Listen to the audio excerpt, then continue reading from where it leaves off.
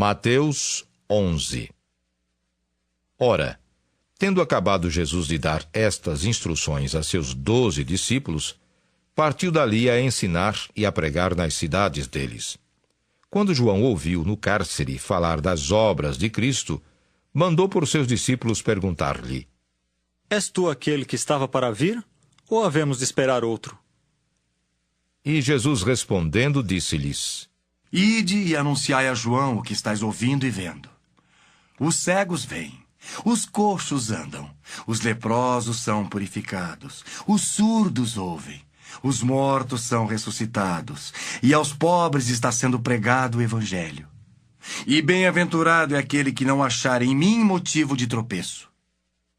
Então, em partindo eles, passou Jesus a dizer ao povo a respeito de João: Que saístes a ver no deserto? Um caniço agitado pelo vento? Sim, que saístes a ver? Um homem vestido de roupas finas? Ora, os que vestem roupas finas assistem nos palácios reais. Mas para que saístes? Para ver um profeta? Sim, eu vos digo, e muito mais que profeta. Este é de quem está escrito: Eis aí eu envio diante da tua face o meu mensageiro, o qual preparará o teu caminho diante de ti. Em verdade vos digo, entre os nascidos de mulher, ninguém apareceu maior do que João Batista. Mas o menor no reino dos céus é maior do que ele. Desde os dias de João Batista até agora, o reino dos céus é tomado por esforço, e os que se esforçam se apoderam dele. Porque todos os profetas e a lei profetizaram até João. E se o quereis reconhecer, ele mesmo é Elias que estava para vir. Quem tem ouvidos para ouvir, ouça. Mas a quem hei de comparar esta geração? É semelhante a meninos que, sentados nas praças, gritam aos companheiros: Nós vos tocamos flautas e não dançastes, entoamos lamentações e não pranteastes. Pois veio João, que não comia nem bebia, e dizem: Tem demônio! Veio o Filho do Homem, que come e bebe, e dizem: Eis aí um glutão e bebedor de vinho, amigo de publicanos e pecadores. Mas a sabedoria é justificada por suas obras. Passou então Jesus a increpar as cidades nas quais ele operara numerosos milagres, pelo fato de não se terem arrependido. Ai de ti, Corazim! Ai de ti, Betsaida! Porque se em Tiro e em Sidom se tivessem operado os milagres que em vós se fizeram, há muito que elas se teriam arrependido com pano de saco e cinza. E contudo vos digo, no dia do juízo haverá menos rigor para Tiro e Sidom do que para vós outras. Tu, Cafarnaum, elevar-te-ás porventura até o céu? Descerás até o inferno. Porque se em Sodoma se tivessem operado os milagres que em ti se fizeram, teria ela permanecido até ao dia de hoje. Digo-vos, porém, que menos rigor haverá no dia do juízo para com a terra de Sodoma do que para contigo. Por aquele tempo, exclamou Jesus: Graças te dou, ó Pai, Senhor do céu e da terra, porque ocultaste estas coisas aos sábios e instruídos e as revelastes aos pequeninos. Sim, ó Pai, porque assim foi do teu agrado. Tudo me foi entregue por meu Pai. Ninguém conhece o Filho senão o Pai. E ninguém conhece o Pai senão o Filho, e aquele a quem o Filho quiser revelar. Vinde a mim todos os que estáis cansados e sobrecarregados, e eu vos aliviarei. Tomai sobre vós o meu jugo e aprendei de mim, porque sou manso e humilde de coração. E achareis descanso para a vossa alma, porque o meu jugo é suave e o meu fardo é leve. Queridos espectadores, vamos fazer hoje o estudo de Mateus 11, que nós acabamos de ouvir. E nós vemos no relato de Mateus, no capítulo 11, o Senhor Jesus, depois dele ter dado as instruções aos 12 discípulos, que nós vimos no capítulo anterior, ele enviou os 12 discípulos, ensinando eles a pregar e qual é o comportamento que eles deviam ter. Nós vemos aqui o Senhor agora indo pregar nas cidades dele e conversar a respeito do reino de Deus, a respeito da postura religiosa, do comportamento do homem com relação a Deus. Então, nesse momento, os discípulos de João Batista chegaram até o Senhor Jesus e perguntou se Jesus realmente é aquele que devia vir ou se devia esperar outros. Queridos, essa dúvida de João Batista, dele perguntar se Jesus era mesmo o enviado de Deus, era mesmo um Messias, porque João Batista tinha um ministério, ele tinha uma incumbência sobre a vida dele de ser aquilo que a palavra de Deus falava a respeito da postura dele ser um enviado, né? Ele tinha o espírito de Elias sobre ele, mesmo o espírito que ungiu Elias, anunciando, né? O conserto da nação de Judá, do conserto que na época de Elias, a nação judaica, o povo de Israel, que era o povo de Deus, saiu dos caminhos, os reis que governavam a nação começavam a idolatrar outros deuses. Então Elias recebeu um espírito de profecia sobre ele, mas qual ele exortava aquela nação que seguia espíritos demoníacos, né? A própria rainha, né, daquela época, a mulher do rei, e diga-se passagem, o rei era um dos escolhidos de Deus, o rei, um dos filhos de Davi, da herança de Davi. Esse rei desviou dos caminhos, casou com uma mulher idólatra, e essa mulher idólatra, então, trouxe para esse povo de Deus a idolatria a Baal, aos outros deuses. E então, Elias foi o profeta que anunciou a palavra de Deus com intrepidez, com ousadia, denunciando essa postura de pecado na qual a nação judaica vivia em função de um rei que casou com uma mulher idólatra. E ela então quis mudar a religião do Estado e a religião do povo de Israel. E Elias foi o profeta de Deus que combateu com intrepidez essa situação. E há uma promessa, né, na palavra de Deus que seria enviado, né? Elias voltaria e seria aquele que traria o conserto para a nação judaica novamente, para receber o Messias, aquele que seria o Salvador. Só que João Batista, querido, estava preso. Ele ficou preso por tomar a postura de denunciar os reinos também da época dele.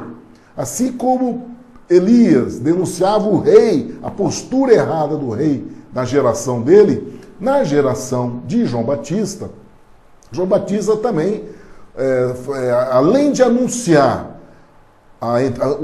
o enviado de Deus, o Messias que estaria vindo, e dando aquela mensagem de arrependimento, de conversão, de mudança de caminho, porque o reino de Deus estava próximo, porque o machado já estava sendo lançado sobre a raiz, se a árvore não der bom fruto, vai ser arrancada e jogada no fogo.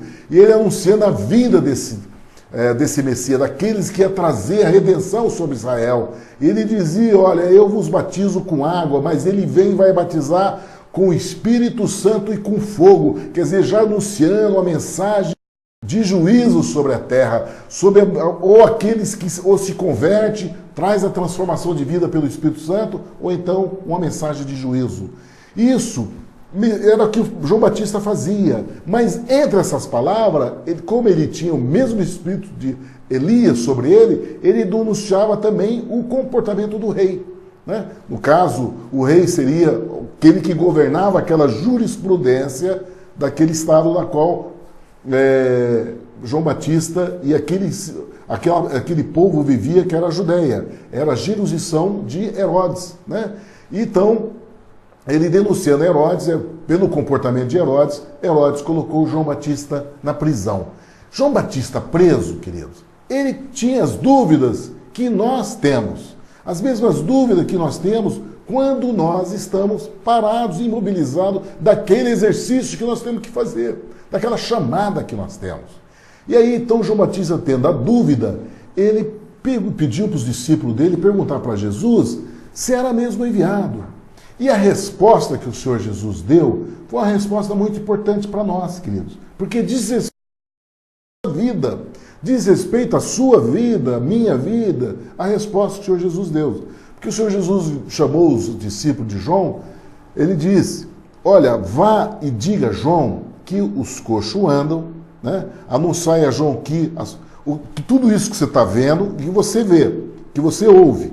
Você está vendo, os cegos vêm, os coxos andam, os leprosos são limpos, os surdos ouvem, os mortos são ressuscitados e aos pobres é anunciado o Evangelho. Queridos, é isso que acontece com nós. Você está em dúvida se você está na igreja certa? Você está em dúvida se você está no caminho do Senhor Jesus? Você tem dúvida que realmente você está no caminho de justiça?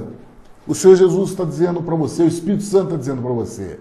Onde você está posicionado na igreja ou no mundo, no lugar que você anda, você está vendo vidas serem salvos na sua igreja? A conversão de vidas, a cura, ao poder curador do Espírito Santo. O nome de Jesus tem poder na tua igreja, onde há transformação de vida, onde há cura de enfermo, onde se ora pelos enfermos, onde se unge os enfermos, eles são curados. Está acontecendo isso? Na sua igreja está sendo anunciado o Evangelho, a palavra, a boa nova, que transforma, que cura, que traz a presença do Deus vivo sobre a vida dos homens? Isso é o que o Senhor Jesus respondeu. Respondeu a respeito do que a mudança de vida, o Evangelho está sendo pregado, e aí é a resposta que só você pode ter. Porque o Senhor Jesus não disse para João Batista o que ele era. Ele anunciou simplesmente o que estava acontecendo.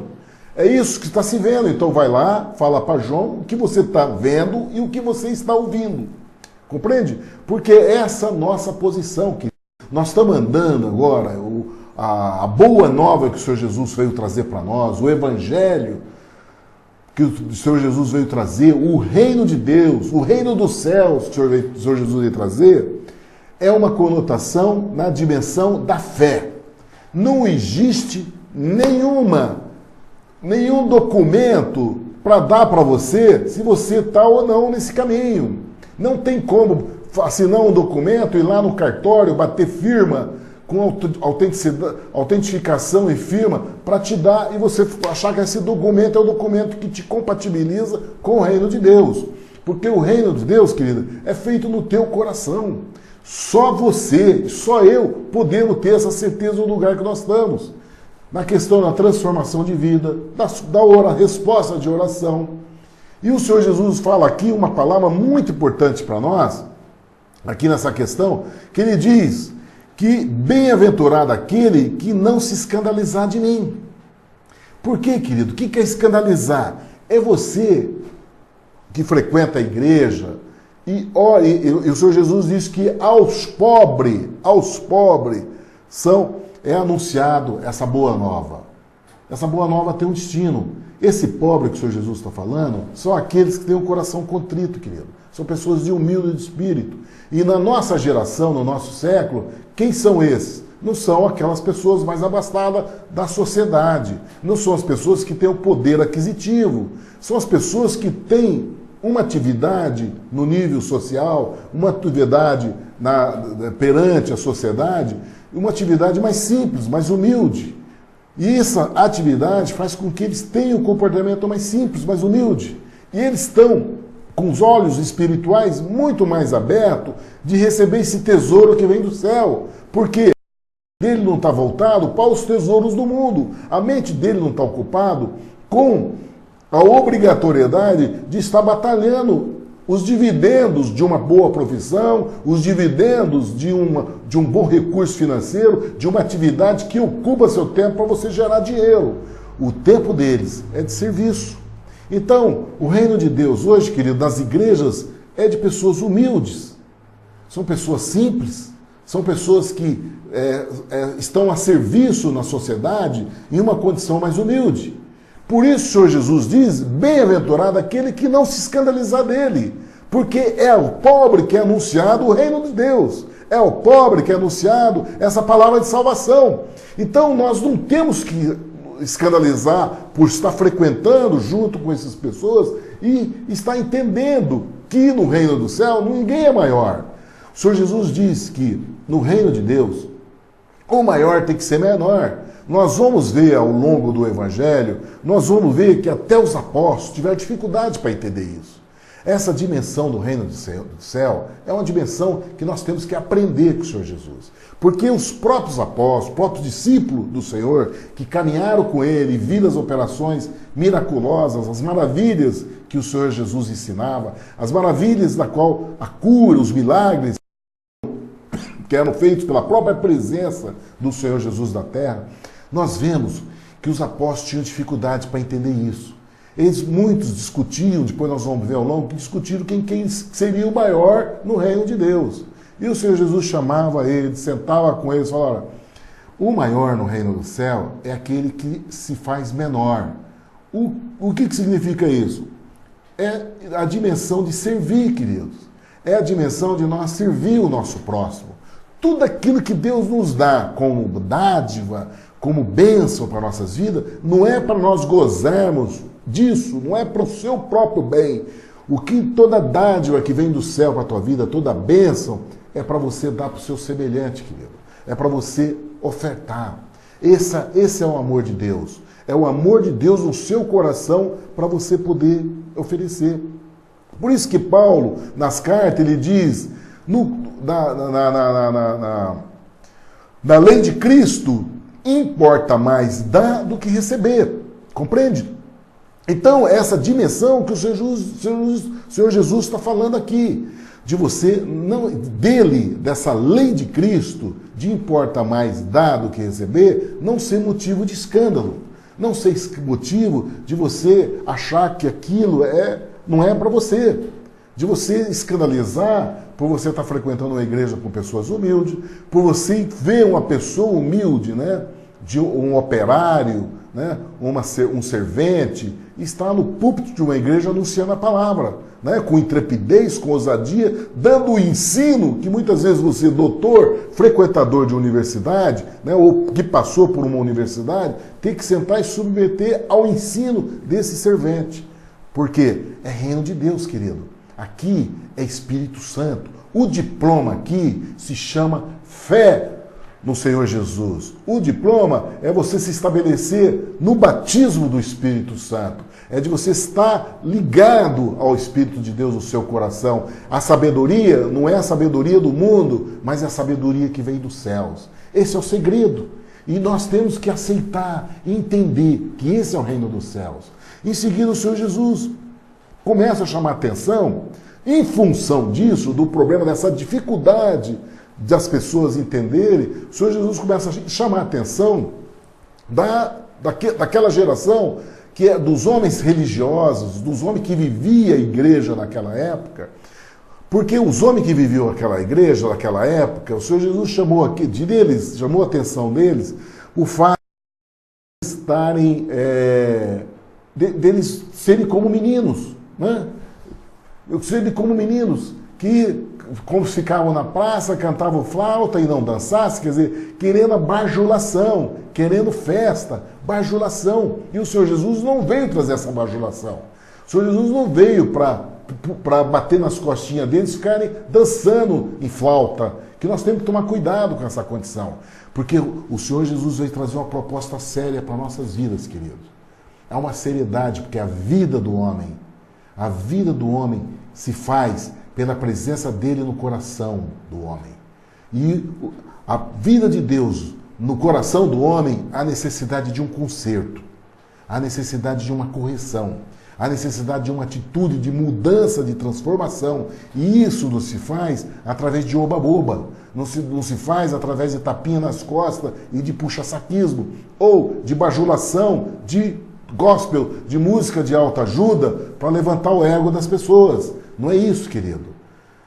A fé se faz, em primeiro lugar, dentro dos seus pecados, pela mudança de comportamento e depois, por crer nessa palavra de transformação de vida, na qual vai fazer essa transformação no dia a dia da sua vida. Isso que o Senhor Jesus está falando, começa a chamar a atenção. Depois ele fala de João Batista disso. Ele diz, olha, o que vocês foram ver no deserto? Vocês acham que vocês foram ver no deserto uma cana agitada pelo vento? Vocês acham que ele falando a respeito de João Batista, vocês acham que João Batista é uma cana agitada pelo vento? Que vocês fossem ver um homem rico, vestido de palácio, de roupas finas, né? De ternos e gravatas, de roupa fina, o que você fosse ver? Ele diz, não, você não foi ver isso. Porque os que trajam ricamente estão vestidos nos palácios. Lá no deserto, quem estava lá era um homem que eu digo que era um profeta. Ele diz muito mais do que um profeta. Porque esse é quem está escrito, olha, existe uma referência especial de João Batista. Ele diz, olha, se fosse ver um profeta, e eu digo, muito mais do que um profeta, porque este é aquilo que está escrito, eis que diante da tua face envio o meu anjo, que prepararás diante de ti o teu caminho. Queridos, João Batista, ele era um homem rude, vestido de... A roupa dele era de couro de animal, ele comia de mel silvestre e gafanhoto. Ele era um homem da postura rude.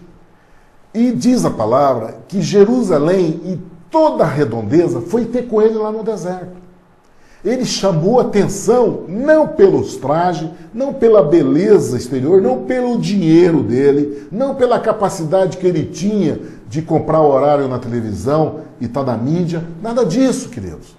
Ele não tinha, não foi isso, ele tinha, a única coisa que ele tinha era a unção de chamada de Deus sobre a vida dele, porque sobre ele estava escrito.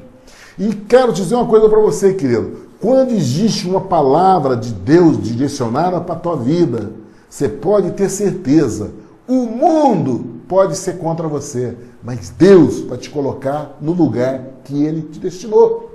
Onde essa palavra foi determinada sobre sua vida, creia nela, porque Deus vai fazer tudo o que tem dito a seu respeito. Por isso que nós temos que conhecer essa palavra. Porque aquilo que eu tenho dito, o mundo, você já sabe o que vai acontecer com o mundo. Com as nações, o que vai acontecer. Né?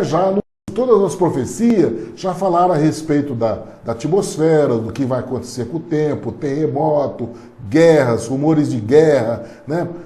Pai contra filho, filho contra pai, drogas, vício, tempo de Sodoma, tempo de Noé. O tempo de Sodoma é isso tudo que nós vimos com relação ao homossexualismo. Tempo de Noé, nós vamos ver tudo isso a respeito das pessoas estarem preocupadas com o casamento, com suas fortunas, com seus negócios, com seus dinheiro. Tudo já está escrito sobre isso. E também já está escrito a teu respeito. É isso que o Senhor Jesus está falando a respeito de João Batista. Porque, assim como sobre João Batista, ele diz, ó, assim vos digo, eu, e muito mais do que um profeta, porque esse de quem está escrito. Eu quero que você saiba que está escrito a respeito da tua vida na palavra de Deus. Deus, já lá do céu, o Deus que fez o céu e a terra, que formou todas as nossas vidas, todas as gerações. Antes de você nascer, Deus já escreveu a seu respeito. Antes de você existir, dessa nossa geração, na qual eu vivo também, no ano de 2011, né? Onde, na referência do tempo de Deus, porque nós vivemos no tempo de Deus, o tempo de Deus é que na minha civilização e na minha geração, você vive no ano de 2011, na qual o presidente dos Estados Unidos é o Barack Obama, o presidente do Brasil é Dilma Rousseff. Então, nós vivemos nessa geração. Essa geração que nós vivemos, existe uma palavra escrita por Deus, já anunciada por Deus, a meu respeito e a teu respeito. Você precisa saber qual é essa palavra, querido. Você precisa ter o conhecimento. O que Deus falou a teu respeito? Porque já está escrito, os profetas, já foi anunciado, o Espírito Santo, através daquele homem, que foi aquele que Deus escolheu para ser o mensageiro da igreja da qual eu vivo e você vive, que chama Paulo de Tarso, que viveu a igreja do gentios, que estabeleceu, foi chamado, o Senhor Jesus chamou ele quando ele estava no caminho de Damasco, que ele caiu do cavalo e ficou cego, quando ele viu a luz do mundo. Paulo recebeu a deliberação de ser aquele que ia anunciar esse reino de Deus para nós, gentios. Por isso que nós temos que nos ater a essas epístolas, a conhecer o que Deus falou a meu respeito, a teu respeito, como é que nós nos constituímos como igreja de Jesus, como é que nós vamos nos constituir, qual é o culto, qual é a maneira e qual é a maneira que nós devemos servir, e aquilo que Deus espera de mim e de você. Sabe por quê, queridos? Quando nós entramos nessa dimensão, quando você entra nessa dimensão de você entender o que está escrito a teu respeito, ao meu respeito, vai ser aquilo que Jesus falou. Porque ele diz depois, em verdade, Jesus fala, em verdade eu vos digo que entre os nascidos de mulher não apareceu alguém maior do que João Batista, mas aquele que é menor no reino dos céus é maior do que ele. Sabe o que o Senhor Jesus está falando aqui, queridos? Está falando a meu respeito, a teu respeito. Olha só que poder, que palavra maravilhosa que está sobre a igreja do Senhor Jesus. Porque esse reino de Deus, esse reino dos céus, que o Senhor Jesus está falando aqui, ó, mas o menor do reino dos céus, esse reino do céu, foi ele que veio nos trazer.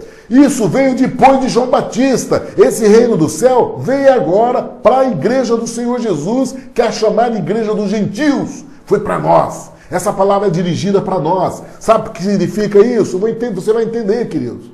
Porque João Batista, o Senhor Jesus deu a referência para ele daquele que estava escrito. Ele é um homem já marcado pela profecia e ele nasceu na família do Senhor Jesus. Esse homem, ele conviveu com o Senhor Jesus desde a sua infância. Ele tinha 6 meses de diferença de idade. Maria, mãe de Jesus, quando foi visitar Isabel, mãe de João Batista, João Batista tinha 6 meses na barriga de Isabel, no útero de Isabel, quando a mãe de Jesus, Maria, apareceu, João Batista vibrou no útero de Isabel. E ela estava com 6 meses, e esse acontecimento ocorreu quando o anjo Gabriel anunciou para Maria que ela seria concebida pelo Espírito Santo, uma virgem concebida pelo Espírito Santo. Então existia uma relação de olhos, de crer, de ver. João Batista conhecia Jesus. Quando João Batista batizou o Senhor Jesus, ele viu descer em forma de pomba o Espírito Santo sobre o ombro de Jesus, pousando sobre Jesus, e João Batista ouviu uma voz do céu, de uma nuvem, que anunciava: esse é meu filho amado, na qual me compraz, na qual me alegro. Queridos, eu quero fazer... Você ouviu a voz do céu? Você viu o Senhor Jesus? Você teve a convivência com Ele? Não! Porque a nossa relação com o Senhor Jesus é na fé. É fé. Você creu nessa palavra. O Senhor Jesus falou para Tomé: Tomé, mais bem-aventurado é aquele que não viu e creu. É esse. E isso, querido, te coloca numa condição. O fato de você crer sem ver. O fato de você ter essa fé, você abrir teu coração para que essa palavra fosse no seu interior, essa palavra criasse um novo homem, uma nova mulher, se estabelecendo não mais agora em conformidade com os desejos da tua carne, mas em conformidade com essa palavra poderosa de transformação de vida. Queridos, isso te faz grande no reino dos céus. É isso que o Senhor Jesus está falando, querido. Há um poder miraculoso nisso, tremendo, de honra, na qual nós, gentios, igreja do Senhor Jesus, temos essa bênção sobre nós. Há um poder nisso. O grande problema, queridos, é que nós não conhecemos essa verdade. Nós nos estabelecemos na mesma condição da igreja dos fariseus, da igreja do Antigo Testamento. Ainda nós estamos voltados para a lei. Quando o Senhor Jesus te deu uma condição superior a isso que foi deliberado até João Batista. Compreende? Então, o Senhor Jesus fala a respeito disso. Ele diz, olha, desde os dias de João Batista até agora, se faz violência no reino dos céus e pela força se apoderam dele. Compreende? Esse versículo fala a respeito de você se esforçar. O reino dos céus, ele diz, desde os dias de João Batista, que é quando o Senhor Jesus veio para a terra, ele veio, querido, trouxe o Espírito de Deus. O Senhor Jesus foi porta-voz da presença de Deus na vida dos homens. Foi a partir daí que nós deixamos, nós agora não temos mais que relacionar a Deus baseado voltando para a lei, mas voltado para a presença do Espírito de Deus em nosso coração. Voltado não mais para essa palavra escrita na tábua, mas essa palavra escrita no seu coração. Buscando o poder de Deus, o poder transformador de Deus no nosso coração. Por isso que ele diz, agora, depois de João Batista, o reino dos céus, ele se faz com violência. Isso, você tem que conquistar esse lugar com esforço. Tem que ser pela força, querido. Você tem que ter determinação. Você tem que buscar. A palavra de Deus não é dada para fraco. Ele diz que os covardes não entram no reino do céu. Os covardes não entram. Você tem que ter uma postura audaciosa. Há um poder sobrenatural nisso. Deus derramou o poder dele sobre a tua vida. Ele quer conviver no teu coração. Como é que você vai ser fraco diante disso? Como é que você vai ser tímido? Ele diz que os tímidos não vão herdar o reino dos céus. Por quê? Por causa dessa beleza poderosa na qual eles trouxe para nossas vidas. Poder de transformação, querido. Nós ter essa palavra poderosa que nos transforma. Teve que olhar no mínimo detalhe aquilo que o Senhor Jesus nos disse. A palavra do Senhor Jesus, querido, isso que nós estamos vendo, ela é uma palavra vinda da boca de Deus. Sabe o que eu fiz da minha Bíblia? Tudo aquilo que é a respeito do que o Senhor Jesus fala, exatamente para me entender, toda a palavra que o Senhor Jesus fala nos evangelhos, eu grifei de azul, coloquei caneta azul, sabe? Dando uma referência a respeito dessa palavra ser da boca de Deus, compreende? E isso eu estou atento, fico mais atento, eu procuro olhar detalhes por detalhe a respeito dessa palavra.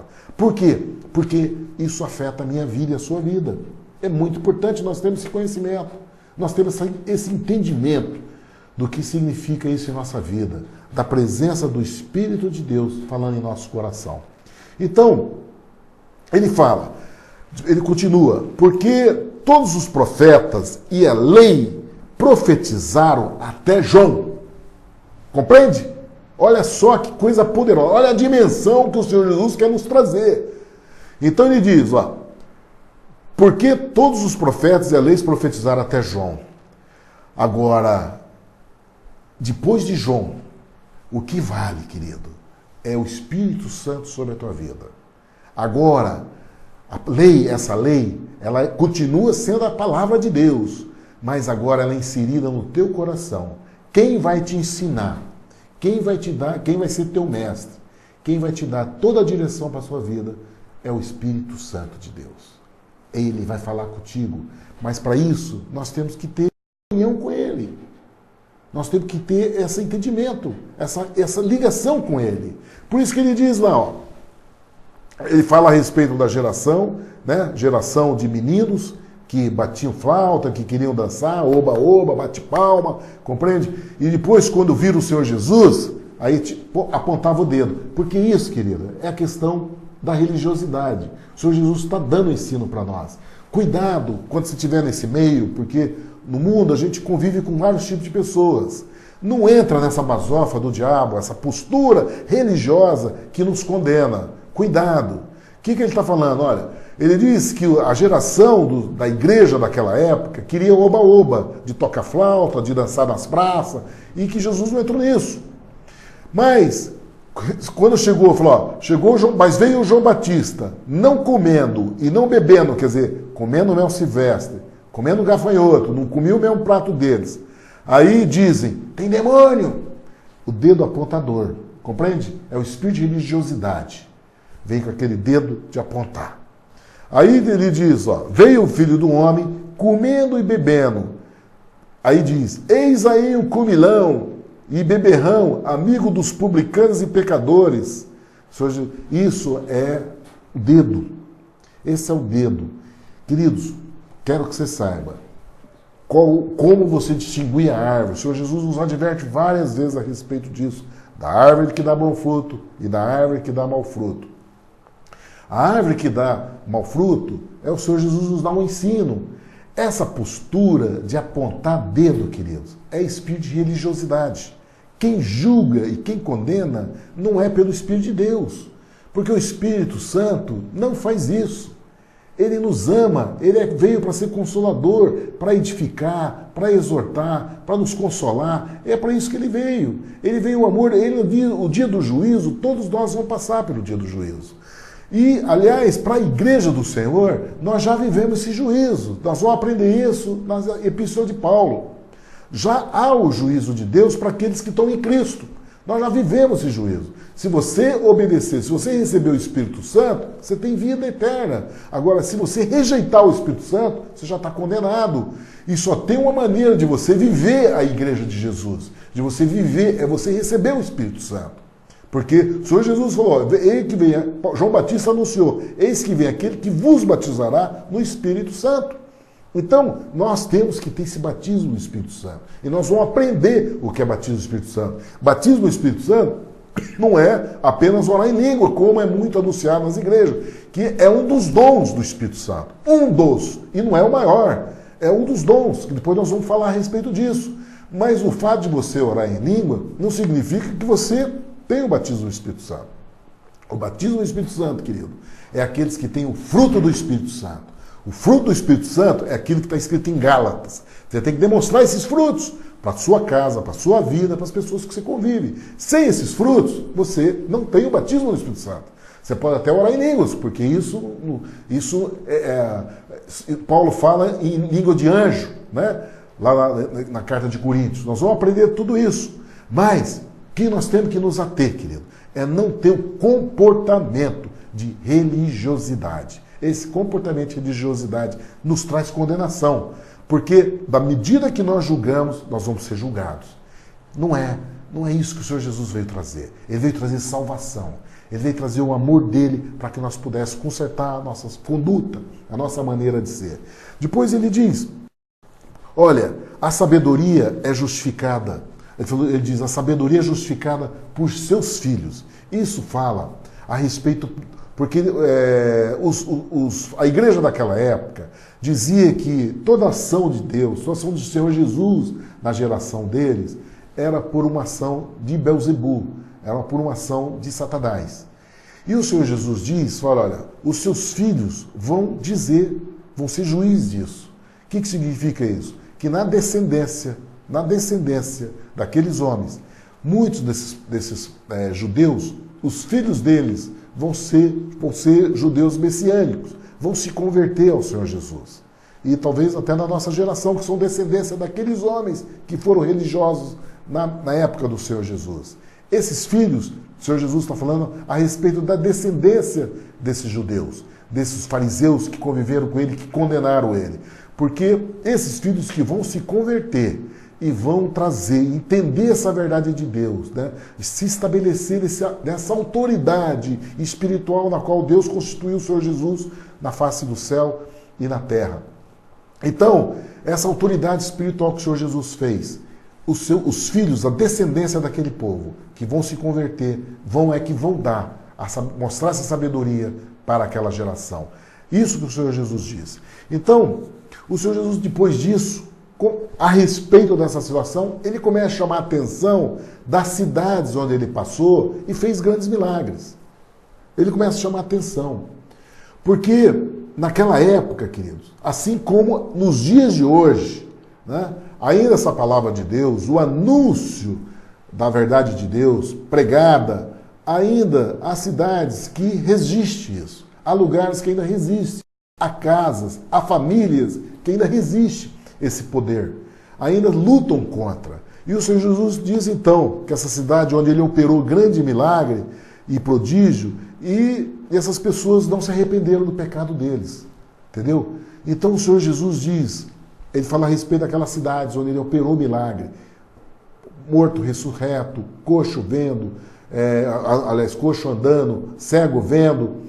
Ele diz, ai de ti, Corazim e Betsaida, porque se em Tiro, que é uma cidade que foi pregado o evangelho, e Sidom fosse feito os prodígios que em vós fizeram, há muitos teriam arrependido com saco e cinza. Por isso vos digo que haverá menos rigor em Tiro e Sidom no dia do juízo do que em vós. Ele fala de Cafarnaum a mesma coisa, e de Cafarnaum ele cita com relação a Sodoma e Gomorra. Dos prodígios que são feitos, que operam, teriam permanecido até hoje. O que eu quero dizer para você, querido, a respeito dessa palavra. Porque hoje, na nossa convivência, no presente século nosso, no momento que hoje a sociedade brasileira vive, diante da ascensão daqueles que têm o hábito, né, a convivência do homossexualismo, e nós vemos aí homens, né, homens religiosos se levantando contra essa atitude, com o embate da questão da lei, na questão do estabelecimento da lei que protege esses homens que têm essa prática.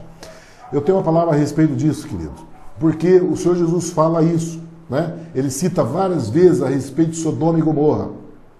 Quando ele fala a respeito de Sodoma e Gomorra, ele está se referindo a esse estado de coisa, essa postura de situação, que diante de uma sociedade tem significado, mas o significado espiritual que o Senhor Jesus vai trazer, que para ele, esse estado de coisa de Sodoma e Gomorra, isso tem um significado a nível social, mas a nível espiritual, é isso que nós temos que ter, queridos. Esse significado espiritual tem juízos, tem pessoas que estão se posicionando numa situação de juiz, que a condenação dele vai ser muito maior do que de Sodoma e Gomorra.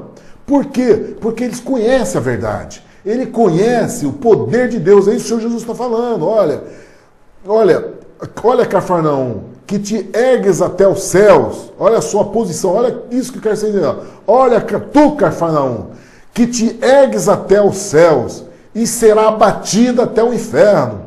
Porque se Sodoma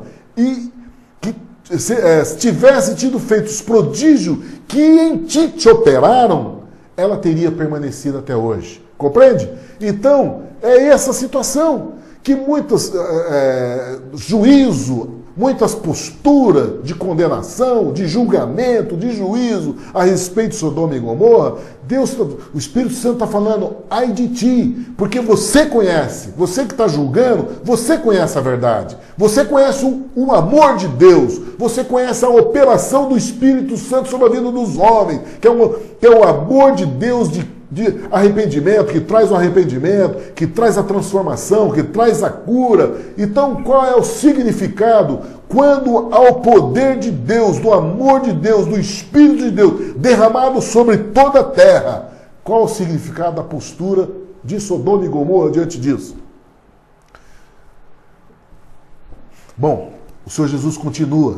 Ele diz que haverá mais rigor para esse tipo de julgamento, de rigor para do dia do que Sodoma, no dia do juízo, do que para... Ele diz, olha, vou fazer questão de frisar bem o versículo. Eu vos digo, porém, que haverá menos rigor para os de Sodoma no dia do juízo do que para ti.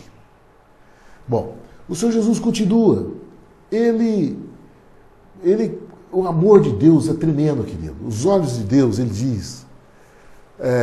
ele olhou com todo esse embate, essa dificuldade das apelações do mundo daquela época, que ainda é o mesmo hoje, ainda é o mesmo.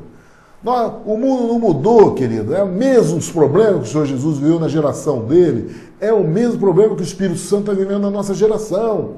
O Espírito de Deus que operou em Jesus Cristo quando ele veio, hoje tem o mesmo embate, hoje na sociedade de hoje, com a igreja, no estabelecimento da igreja do Deus vivo sobre a face da terra. É a mesma dificuldade. Por isso que o Senhor Jesus levantou e diz, graças te dou, ó Pai, Senhor dos céus e da terra, que ocultasse essas coisas aos sábios e entendidos e as revelasse aos pequeninos. Ó Pai, Obrigado porque o Senhor revelou essas coisas aos pequenos, aqueles que têm espírito humilde, Pai, aqueles que têm espírito contrito, aqueles que buscam o Senhor em espírito e em verdade, com o coração derramado diante de Ti, aqueles que choram diante de Ti, aqueles que são humildes, Senhor, aqueles que são pacificadores, aqueles que falam paz, aqueles que têm, Senhor, a deliberação de saber que são perseguidos, mas eles sabem que são perseguidos porque o Teu reino é estabelecido no coração deles. Mas, Senhor, esse é o mundo que o Senhor nos trouxe. A palavra de Deus diz que o Senhor Jesus disse: no mundo tereis aflição, mas tem de bom ânimo, eu venci o mundo. E esse que venceu o mundo, que se chama Senhor Jesus Cristo, é o mesmo Espírito que operou, né, e foi ressuscitado entre os mortos. Hoje vive conosco na igreja e tem o poder curador e tem o poder vencedor sobre a igreja do Senhor, quando essa igreja se posiciona como pequenino, como se percebe que entendeu a sabedoria de Deus dentro da piedade, dentro do amor de Deus. Entendeu a sabedoria de Deus como a sabedoria de dar ao próximo, dar o amor, de estender a mão, de acolher aqueles que estão precisando, independente das condições que ele vive, de condição de lepra, de homossexualismo, de dificuldade, de dor, de homicídio, de adultério, independente. O Senhor Jesus não olha o pecador, o Senhor Jesus olha a fé no coração do homem. É a fé que é preciosa, o lugar que Deus olha para o coração do homem. Ele não olha para o exterior do homem, ele não está olhando a tua condição, querido. O tesouro escondido que Jesus procura, que Deus procura, é o teu coração, é a tua fé. É isso que ele busca. Por isso que o Senhor Jesus diz: sim, ó Pai, porque aprove a Ti, todas as coisas me foram entregues. Olha que palavra poderosa. Todas as coisas foram entregues por meu Pai. Ninguém conhece o Filho senão o Pai. Ninguém conhece o Pai senão o Filho. E quem o Filho quiser revelar. Queridos, isso diz respeito à intimidade. Nós temos que entrar nessa dimensão, senhores. Caros espectadores, não tem condição de você viver o reino de Deus se você não viver essa intimidade com a palavra. Se você não tiver intimidade com esse Deus maravilhoso que fez o céu e a terra. Nós temos que buscar, caminhar com esse Senhor, caminhar junto, igual os discípulos andavam com ele, dormiam próximo dele. Isso que ele tem que estar com você 24 horas na sua caminhada. Né? Quando você acorda, você louva a Deus pelo céu que amanheceu. Senhor, obrigado pelo céu, obrigado pelo dia. Quando você for dar graça pelo pão de cada dia, Senhor, obrigado pelo pão. Quando você tiver alguns problemas, você fechar a porta do teu quarto, falar com o Pai em segredo, contar as suas aflições, falar das suas dificuldades. É isso, Deus fala em secreto com você. Ele diz, ó, seu Pai vai ouvir em secreto e vai te abençoar publicamente. Esse é o nosso Deus, querido. Dá um poder disso. O que nós temos que fazer é obedecer, é aprender com Ele. Nós temos que aprender com Ele. O Senhor Jesus está nos dando um ensino de como nos comportar como igreja na qual Ele é o cabeça. Não é nós que somos cabeça. Não é a deliberação do homem que é cabeça. Não. Cabeça é o Senhor Jesus. E essas palavras de ensino a nosso respeito. Depois Ele diz, vinde a mim todos que estáis cansados, oprimidos, e eu vos aliviarei. Queridos, Ele não está chamando aqui os ricos desse mundo. Ele não está chamando aquele que está vivendo bem bom. Ele não está chamando aquele que quer semear grandes fortunas para ganhar muito dinheiro. Não, querido. Ele está chamando aqui os pequeninos. Aquele que tem o coração contrito e humilde. Ele está chamando você que tem esse sentimento no teu coração. De que você reconhece o senhorio do Senhor Jesus sobre a tua vida. E Ele diz, vinde a mim você que está cansado. Você que está abatido. Você que está oprimido. É essa a chamada do Senhor Jesus. Ele está chamando a você, querido. Está chamando você que se sente nessas condições, cansado. Ele está batendo na tua porta. Ele tem uma proposta para você. Ele diz, tomai sobre vós o meu jugo. O que ele diz? O que é jugo, querido? O jugo era aquele aparelho que era colocado nos animais para eles carregarem, né? Para eles andarem junto e poder carregar uma carga. O Senhor Jesus está dizendo, olha, para você aparelhar com Ele, para você, ele é um Deus tão maravilhoso que Ele quer acompanhar. O jugo é você andar, Ele se oferece para andar com você, Ele aparelhar com você, ficar do seu lado, Ele ser o teu ajudador. Ele diz, olha, o meu jugo, venha, tomai sobre vós o meu jugo e aprendei de mim. Teve que aprender essa palavra, aprender com Ele. Não teve que ficar ouvindo a voz do mundo, queridos. Vamos ouvir a palavra de Deus. Olha, busca essa palavra. Senta no monte com Ele para Ele te ensinar. Isso, a chamada do Senhor é isso. De nós andarmos com Ele, buscar aprender com Ele, aprender de mim, que sou manso e humilde, diz o Senhor, e humilde de coração, e encontrareis descanso para vossas almas. Há poder nisso, querido. Creia nessa palavra transformadora, palavra que cura, que transforma a tua vida. Ele promete que se você aceitar o convite que Ele te faz, de você ir até Ele, Ele vai se aparelhar junto com você. Ele vai andar junto com você nas suas dificuldades. Ele vai caminhar. Ele diz que Ele vai te aliviar. Ele vai te ensinar. Você vai aprender com Ele. Ele vai te ensinar todas as coisas. E você vai ter descanso. Depois Ele diz, porque meu jugo, quer dizer, esse aparelho, o andar dele, é suave e meu fardo é leve. O Senhor Jesus, querido, Ele não veio para julgar o mundo. O Espírito Santo está de mãos abertas, ouvidos atentos, olhos abertos, para acolher. Ele quer caminhar junto com você.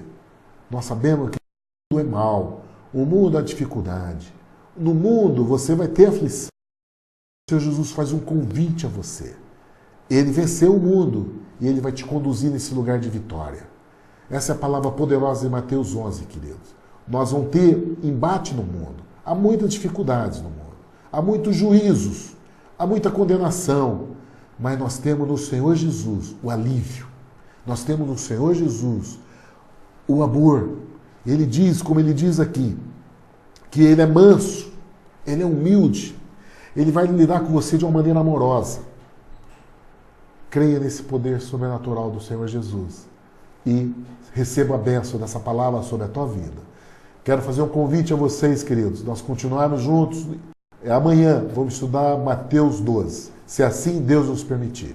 Deus abençoe a todos.